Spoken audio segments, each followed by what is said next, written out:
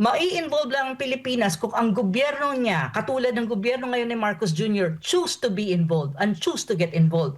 In a way, ang mangyayari dyan, kasi madadrag ka in a way sa conflict dyan sa if in any case, of course we don't want that to happen sa Taiwan Strait, dahil ang mga Amerikano nasa Pilipinas. You have the 9 EDCA sites. These are military bases of the Americans facing Taiwan, and many of them are located near Taiwan. So in a way, kapag ginamit yan, at saka yung ibang EDCA sites facing South China Sea, kasi the sea are connected, talagang madadrag tayo. But not necessarily because we want to. Precisely because sa panahon ni Marcos Jr., pinapagamit niya ang Pilipinas sa mga Amerikano when it comes to military bases, when it comes to military troops, when it comes to deployment of military high-level assets like Typhoon missile system and others, na high-level, high-grade military assets na nakastock sa Pilipinas. Ang tanong, bakit yan nandyan sa Pilipinas? Is it for our own internal defense? Of course not. It is for the strategic interest of the United States vis-a-vis China and to operationalization ng Amerika dyan. One is South China Sea, pero mahirap ang South China Sea kasi maraming claimant states. On the other hand is the Taiwan Strait. So may involve ka lang kung hahayaan ng gobyerno natin na ma-involve ka. At hahayaan mo na maging forward-based ka ng Amerikano over Taiwan against China, or maging launching pad ka ang iyong teritoryo. But if the government will not allow that, then we will not get involved. Hindi ba makakaiwas ang isang bansa kung ang dalawang bansa, no, ay merong sigalot at titindi yung kanyang sigalot? Kasi hindi naman ito, meron na tayong halimbawa dyan sa Ukraine and Russia, dyan po sa Israel and Iran, meron din mga kapitbahay na mga bansa din po yan eh. Hindi ba pwedeng hindi masali tayo? Kasi ang nabanggit natin po, nabanggit kasi ng ating Pangulo na hindi maiiwasan na madamay o ma-involve ang Pilipinas sakaling tumindi ang tensyon sa pagitan ng China, Estados Unidos at itong Taiwan. Actually, hindi ako naniniwala dun sa sinasabi ng ating Pangulong Marcos Jr.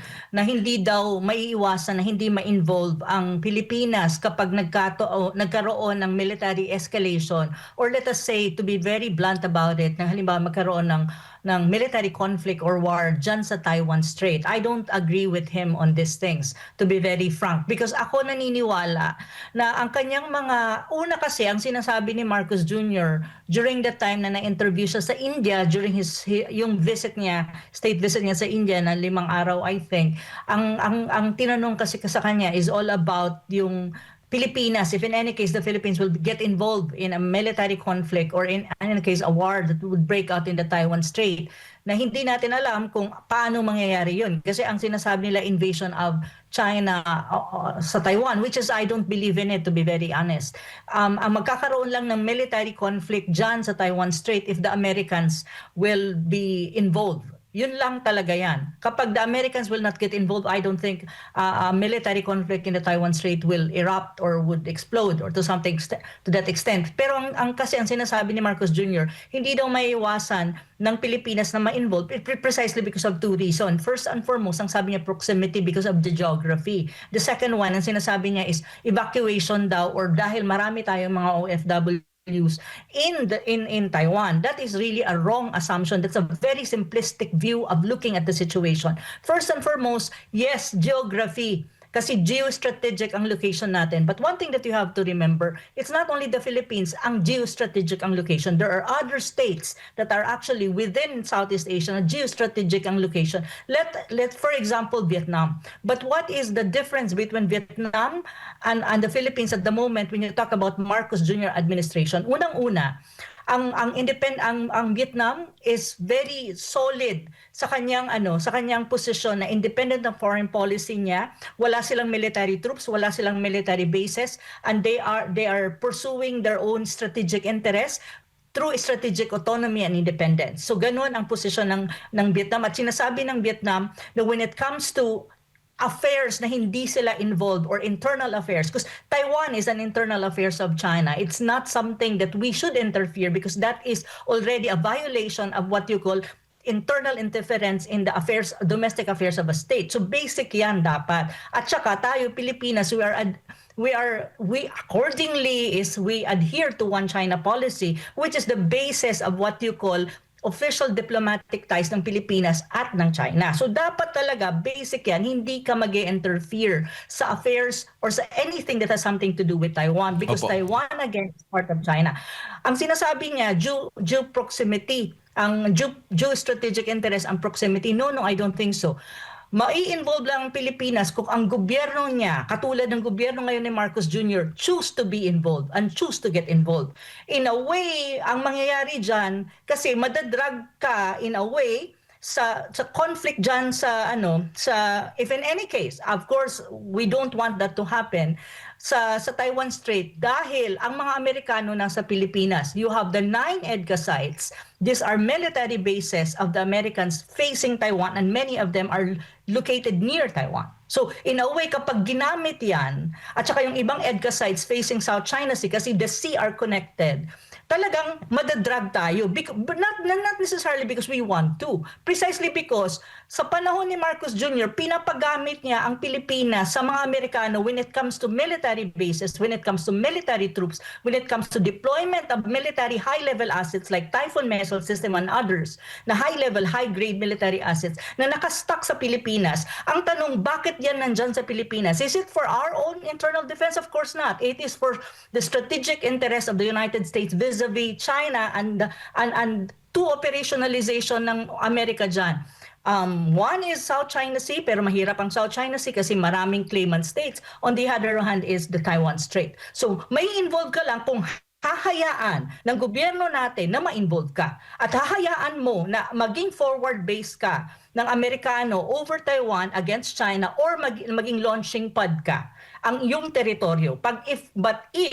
But if the government will not allow that, then we will not get involved. Second point ni Marcos Jr., which I don't agree, is evacuation ng ating tinatawag na overseas Filipino workers sa Taiwan. Yes, I know, marami tayo dyan. I've been to Taiwan many times. I've known Taiwan in terms of its location, in terms of what it is as a region. Marami tayo talagang mga kababayan na nandun, nagtatrabaho, maganda ang buhay nila, nag-earn sila ng malaking pera. However, when you talk about evacuation, it is a humanitarian issue. It is not something that has something to do with war, or it's not something to be used as a basis for being engaged in a war that is not our own making at wala tayong pakialam dyan at hindi natin yan issue, and at the same time we will not survive if we will be dragged into it. In any case, something happened there. So hindi ako naniniwala kasi ang evacuation is a humanitarian. Ang masusolve mo yung issue na yan by coordination, protocols, and katulad ngayon, di ba? What happened in Ukraine? A war broke out in there. So what we did as a country, kung may mga tao tayo, mga Filipino tayo doon, it's a humanitarian issue. We coordinate with proper authorities para mailabas natin ng mabuti ang ating mga kababayan. Ganon din ang mangyayari dyan if in any case. But of course, God forbid, sana wala, because the whole region will be affected and we will be affected, of course, in many ways. So yun yung sinasabi ko. Kaya hindi ako nag-agree kay Marcos Jr. na sinasabi niya, madadrag ang Pilipinas because of our OFW and our geo proximity. It's always a choice. We always have a choice as a country kung magiging neutral tayo sa mga issues na ganito o hindi. Now, the problem with Marcos Jr. is he's not neutral. Even in his own thinking, he's not neutral. And he puts the country in that very dangerous position. In the very first place, wala tayo, matutupok tayo. Kasi ang unang titirahin dyan, kapag nagkaroon ng conflict, is syempre, ang Pilipinas, kasi nasa atin ang mga bases na malapit sa Taiwan ng Amerika. So katulad din yan ng Second World War. Why is it that na-drag ang Pilipinas sa Second World War at tayo ang tinira at pinulbos din tayo ng mga Japanese? It's precisely because during that time, the biggest contingent in terms of military arms and military boots on the ground and even military bases during the Second World War was nasa Pilipinas. Kaya tayo din ay tinarget. It's precisely because of that. Then history will repeat itself. Kasi ngayon din, sa panahon na to, makikita mo na ang mga military assets sa Asia Pacific Pacific region ay ngayon pinipivot ng United States to the Philippines kasi ginagawa nga tayong proxy and pawn ng Amerika. And even just today, I read a news na nandyan ata sa Pilipinas ang isa sa mga officer or official ng isang defense think tank, American defense think tank, at inaamin niya na ngayon may may defense and military shift focus ang United States from Europe, from Middle East going to Indo-Pacific, which is the Asia-Pacific region basically. At sinasabi nila na they would want to focus on the Philippines and finance the Philippines or put more arms and weapons in the Philippines kasi the Philippines is a geostrategic very strategic ang posisyon ng Pilipinas. Ang inaamin din nila na ang kanilang competitor talaga is China. So you can see, even the Americans, they are not lying about this. They're already giving us the idea na gano'n ang mangyayari sa Pilipinas. Ang tanong lang dito lagi, Jason and Admar, is kung papayag ang gobyerno ng Pilipinas na gawin siyang pawn, gawin siyang launchpad, or gawin siyang forward base. Ngayon, kung pumapayag si BBM, talagang mangyayari sa atin yun. Now, kung hindi siya papayag, at babaguhin niya ang kanyang foreign policy at ang kanyang trajectory ng kanyang foreign policy, then we will be spared from any kind of harm at magsusurvive ang Pilipinas.